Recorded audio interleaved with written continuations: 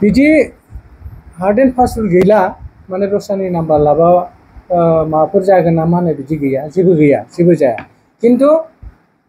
गावनि जिल्लानि नाम्बार लानानै गावनि जिल्लाया जुदि रेभिनिउखौ बुरजा मोनोब्ला बेथ' जोबोद मोजां तारमाने दस्रा जिल्लानि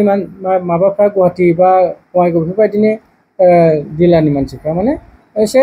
माबा माबि बायदिसिना खोथा बुंनानै थगायथ'सै गावसोरनि जिल्लायाव माने बे रेभिनिउफोरखौ लांनायनि मोनसे षड्यन्त्र खालामो आं बेखौसो माने थियारि जाजानो लुबैदों गिबियावनो आङो क'क्राझार जिल्लानि गासै रायजो राजाफोरनिसिम खुलुमनायखौ जासिहरग्रोबाय मोनसे गोनां बाथ्रा लानानै आङो दिनै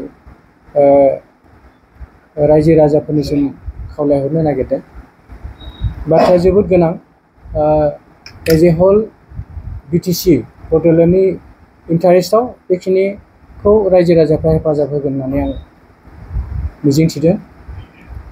बाथ्राया जाहैबाय दा आजिखालि मा जायो गारि रेजिस्ट्रेसनखौ जेरावबो खालामनो हायो माने डिलाराव जायो नालाय डिलार पइन्ट रेजिस्ट्रेसन जायो दा क'क्राझार जिल्ला हिसाबै बहाय डिलार होनोब्ला खालि गारि फिसा माने टु व्हिलारनिल' डिलार दं ओमफ्राय इ रिक्सानि कयथा डिलार दं किन्तु फोर व्हिलार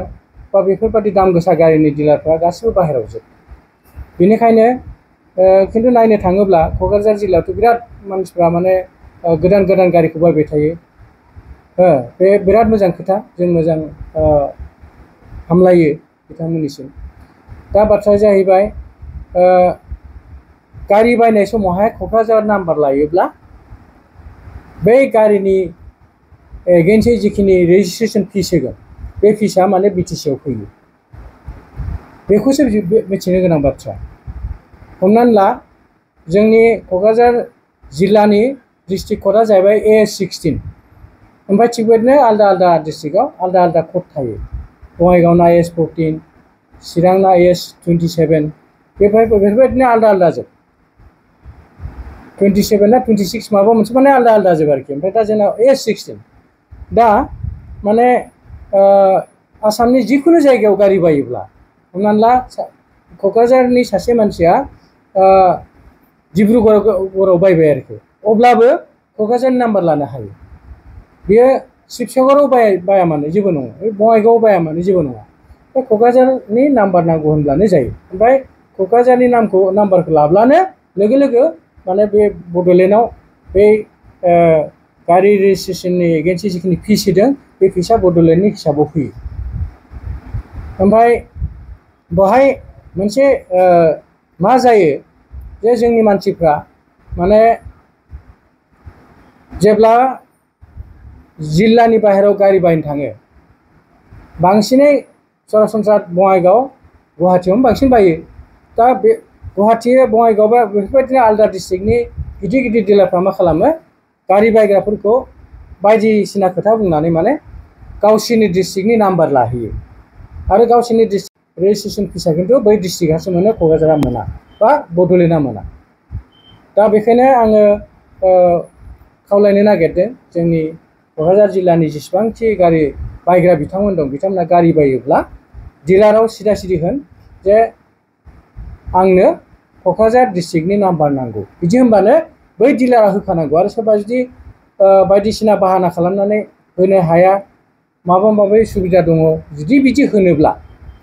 जोंनि बे अफिसाव डाइरेक्ट कन्टेक्ट खालामोब्ला जों बेखौ माने सिदायै माने थोंजोङै जों बेखौ माने हेल्प होगोन बिनि थाखाय आं मोनसे नाम्बार होनो नागिरदों बे नाम्बाराव फन खालामहरबानो जों डिलारखौ होनहरगोन जे नोंथाङा मानो खालामाखै मानो होनबा रुलावनो दंखायो जे जाय जिल्लानि मानसिया गावनि गोसोबादि नाम्बार बिदों बेखौ होनांगौ ओमफ्राय सेन्ट्रेल मटर भेहिकल रुलनि सेक्सन 42 बायदियैबो बेहायबो लिरनाय दं जे जायनि एड्रेसा जेराव बेहाय माने गारि नाम्बारखौ लानांगौ होननाय मोनसे माबा दङ दा बेफोरबायदि रुल थानायनि उनावहाय आरो जेराव सिस्टेमावनो होखाबाय जे गावबागाव डिस्ट्रिक्टआव माने जेरावखि बाया माने नाम्बार लानो हायो बे सुबिदाखौ होनायनि उनावहाय जोङो माने मालाय डिस्ट्रिक्टनि नाम्बार लानांगौ होननानै जों साना जों खावलायदों बिथांमोना अननानै क'क्राझार जिल्लानि नाम्बारखौनो लाथों आरो क'क्राझारनि आं गले गले बुंगासिनो दं जेरावखि बाया बे गुवाहाटियाव होनबाय बङाइगावआव होनबाय तिनसुकियाव होनबाय शिबसागराव होनबाय जेरावखि बाया मानो क'क्राझार नाम्बार लाबाय होनबाथाय बे रेजिस्ट्रेसन फिसा BTC आव माने हिसाबाव फैगोन आरोखि फैयो दा आं बेखौनो खावलायदों आं आसा खालामदों दिनैनिफ्राय